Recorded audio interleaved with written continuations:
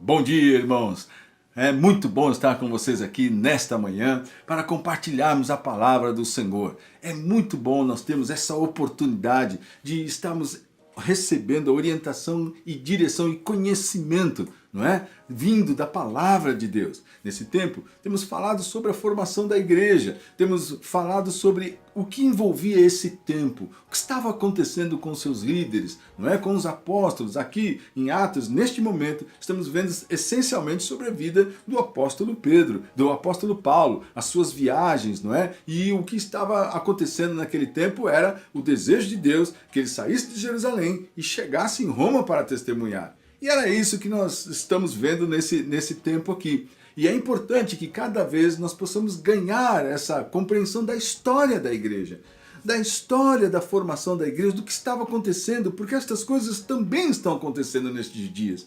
E nós precisamos, a exemplo desses irmãos, a exemplo desses homens de Deus, fortalecer a nossa fé, para que as nossas atitudes, reações, não sejam de fragilidade, de covardia, de medo, de insegurança, de desespero, de corrida, mas de termos realmente um entendimento de que Deus é soberano sobre todas as coisas.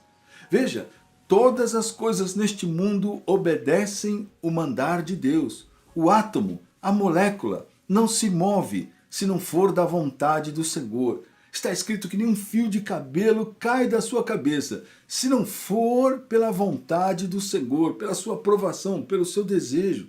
Preste atenção nisso. Preste atenção para crer. Preste atenção para alimentar sua fé.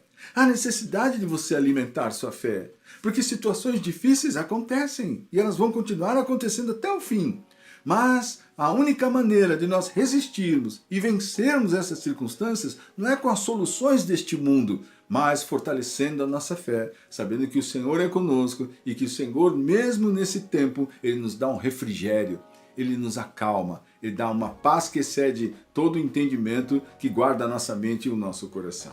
E nós estamos aqui no capítulo 28 do livro de Atos, né? Estamos terminando, é o último capítulo do livro de Atos, nesse tempo da formação da igreja, daquilo que nós vamos continuar falando, inclusive, né? Porque nós vamos contar a história, depois desse momento, o que aconteceu com a igreja. Né? Eu e você vamos aprender sobre isso, e vamos conversar sobre isso, e vamos conhecer realmente a importância de firmarmos valores. Quais são os valores da igreja? Quais são, na história da igreja, o que nós podemos perceber? Será que a igreja vivia dividida, vivia em confusão? Será que a igreja era um para cá, outro para lá? O que acontecia naquela época? Não é? Quais eram os inimigos da igreja naquele tempo? Tudo isso nós estaremos vendo depois de encerrarmos este último capítulo do livro de Atos. Estamos aqui, Atos 28, do verso 1 até o verso 6, está escrito: Uma vez em terra, verificamos que a ilha se chamava Malta. Os bárbaros trataram-nos com singular humanidade, porque acendendo uma fogueira, acolheram-nos a todos por causa da chuva que caía e por causa do frio.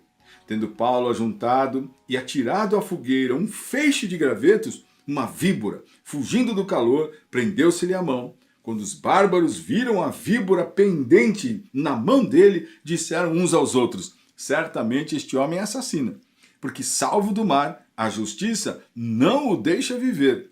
Porém ele, sacudindo o réptil no fogo, não sofreu mal nenhum. Mas eles esperavam que ele viesse a inchar ou cair, morto de repente. Mas depois de muito esperar, vendo que nenhum mal lhe sucedia, mudando de parecer, diziam ser ele um deus. Mais uma experiência muito importante para as nossas vidas nesse tempo. O que nós vemos aqui é que eles chegaram nessa ilha chamada Malta, né? Chovia, estava frio. Os bárbaros que ali habitavam, os receberam realmente e, como está escrito aqui, tiveram singular humanidade. Acenderam uma fogueira, né? Estava muito frio, como eu disse, e eles então ficaram ali ao redor daquela fogueira. O apóstolo Paulo pegou um feixe, né, de gravetos e jogou na fogueira. Só que uma víbora, fugindo do calor, prendeu na mão de Paulo. Todos que viram isso falaram: agora ele vai morrer. E, sobretudo, o que disseram? Nossa, esse homem aí certamente é um assassino. porque salvo do mar, a justiça não o deixa viver. Todo mundo pensou que ele era um cara amaldiçoado, que ele era um cara condenado realmente, porque saindo do mar, de todo aquele perigo, agora vem a víbora, morde a mão do Paulo. Que negócio é esse? A primeira lição que nós temos aqui é essa situação que muitas vezes as pessoas esquecem. Se Deus permite situações difíceis na nossa vida, permite. O que nós vemos aqui?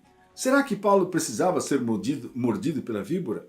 Será que realmente isso aí teria alguma vantagem no Evangelho? Seria alguma coisa que poderia realmente ser útil para a edificação da fé do Paulo? Será que ele não poderia falar, puxa vida, mas como está difícil, eu estou querendo servir o Senhor, eu quero fazer tudo direitinho, aí eu passo por esse naufrágio, aí ainda por cima agora vem uma víbora, morde minha mão e agora pronto, eu vou morrer.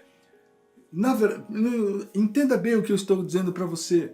Talvez a situação que você está passando, pelo qual você tem mágoa, rancor, amargura, conflito, confronto, e você sofre por causa disso, chegou o tempo de você perceber que o propósito de Deus é que você viva a intensidade dessa situação confiando no Senhor. Pode parecer uma loucura, pode parecer uma dificuldade, é isso que as pessoas querem fugir. Fugir de problemas, fugir de enfrentamento, fugir da realidade. Por isso é que nós vemos na internet as pessoas nos seus posts, né? Todo mundo sorrindo, e há muita mentira na internet. São poucos que enfrentam a realidade. Mas é importante você se instalar na sua realidade. Eu oro para que você possa ter coragem em Cristo, não é pela sua capacidade, nem pelo que você aguenta. Veja, o apóstolo Paulo, como homem, não tinha certamente condições pessoais de falar, não, deixa comigo, eu aguento, seja o que for, eu aguento. É evidente que não. Só que o Espírito de Deus estava nele. Quando uma pessoa é cheia do Espírito Santo, ela suporta sim. Porque, na verdade, aquilo que age no seu interior, a sua disposição de vida, não é exatamente aquilo que ele recebe de benefício do mundo para que ele viva animado. Tem muitas pessoas que, dependendo do que Deus me abençoar, eu tenho fé. Dependendo do que Deus me der, eu fico animado. Então, chegou o tempo da igreja, a exemplo disso que nós estamos estudando aqui, percebendo, começar a realmente ter entendimento de que as nossas aflições nos levam para perto do Senhor e devem edificar a nossa fé. Nos tornar pessoas mais fortes, mais preparadas, com mais disposição. O que nós temos visto nesse tempo são cristãos fracos que não conseguem testemunhar, que não conseguem contar para os seus filhos, não conseguem contar para as pessoas ao seu redor o quanto Deus é bom, poderoso, forte e tem transformado as suas vidas. Na verdade, em todo tempo são murmuradores. Não é? Eles estão sempre insatisfeitos, estão sempre reclamando, estão sempre na expectativa de alguma coisa, possuem um semblante pesado, são pessoas pesadas que estão sempre criticando e julgando. Nunca há alegria na fé, nunca há disposição.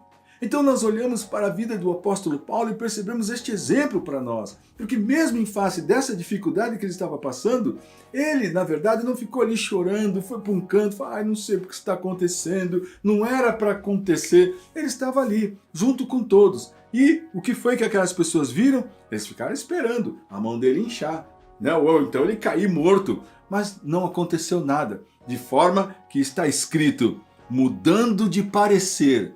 Então, aqueles homens acharam que Paulo era amaldiçoado.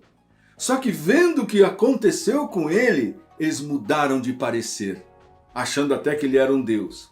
Perceba a profundidade disso. Não para que as pessoas achem que nós somos deuses, mas para que realmente o nome de Cristo seja glorificado em nós, em meio à nossa dificuldade, para que as pessoas mudem de parecer ao nosso respeito.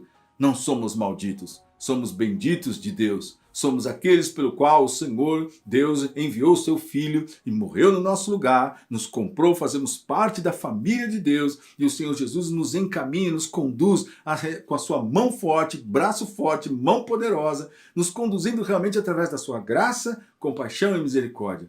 Onde está a sua confiança? Em que você confia? Eu desejo realmente que você fique firme e cada vez mais fortalecido na fé.